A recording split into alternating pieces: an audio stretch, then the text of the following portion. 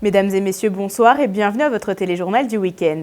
Le tout premier Tim Hortons durable au Canada a ouvert ses portes hier à Regina. Il se situe dans l'est de la ville, sur le boulevard Chouka. Conçu pour réduire son impact environnemental, il intègre plusieurs innovations écologiques. Par exemple, il est construit avec du béton à faible teneur en carbone et dispose d'un système de récupération des eaux de pluie utilisé pour l'irrigation extérieure.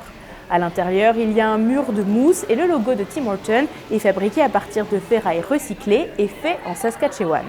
Des bornes de recharge vont également être mises à disposition au cours de la nouvelle année, une initiative pensée par les frères Distassi, copropriétaires de l'établissement, qui séduit aussi les clients. We're super excited to show off this new location to the community. It's something we've been working on for a few years now, so it's great to see it come to fruition.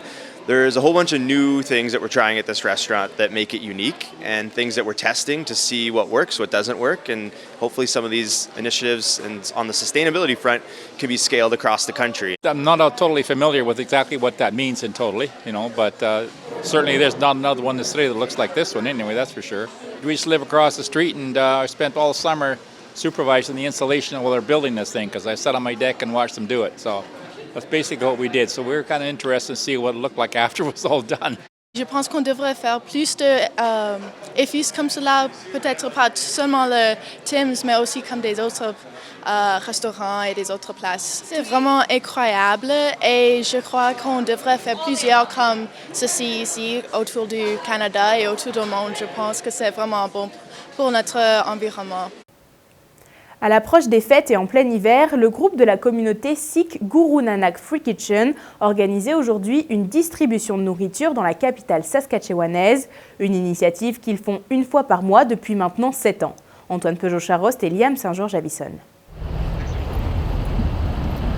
Dès 7h30, des dizaines de bénévoles de Guru Nanak Free Kitchen se réunissent le dimanche au coin de l'avenue Dudney et Angus à Regina. 3 camions remplis de nourriture donnée par la communauté sont distribués pendant l'après-midi à toute personne se présentant. Et 2 heures avant le début de la distribution, une file se crée déjà pour recevoir de la nourriture gratuite.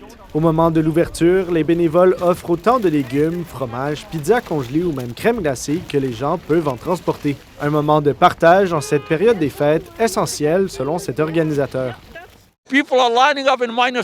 Les gens font la queue à moins 50. Ils ne sont pas là uniquement pour la nourriture, c'est nécessaire. On dit toujours que ce projet est pour les personnes moins fortunées. Mais vous pouvez venir à dos d'un âne ou en Mercedes.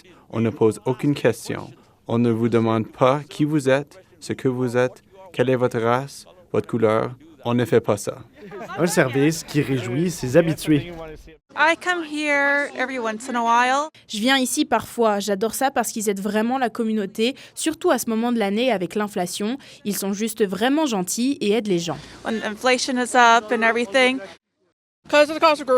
Surtout avec le coût de l'épicerie qui est aussi élevé, c'est difficile. Je viens d'une famille pauvre, alors c'est une grande aide pour moi. Une histoire d'entraide qui se répète chaque semaine pour que tous puissent se nourrir à leur faim. Une distribution de nourriture a lieu une fois par mois, alors que les autres dimanches, un repas chaud cuisiné le jour même est offert. Ce bénévole s'implique depuis maintenant 6 ans.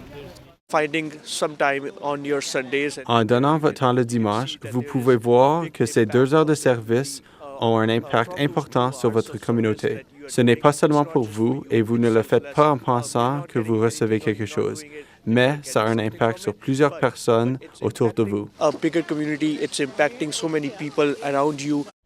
Selon l'organisation, près de 3000 personnes ont été servies aujourd'hui et en cas de restant, les denrées sont envoyées dans des banques alimentaires de Regina.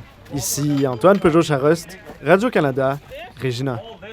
Bonne nouvelle pour ceux qui adorent toute cette neige et qui ont hâte de dévaler les pistes.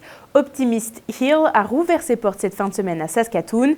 Au programme ski, planche à neige et glissade sur tube, le parc avait été fermé cette semaine en raison du froid extrême et de travaux d'entretien. Il est ouvert maintenant presque tous les jours pendant les vacances, à l'exception de la journée de Noël. Voilà, mesdames et messieurs, c'est ce qui conclut ce bulletin d'information. Ici Philippine François Gascard. Au nom de toute l'équipe, je vous remercie d'avoir été avec nous et on se retrouve plus tard.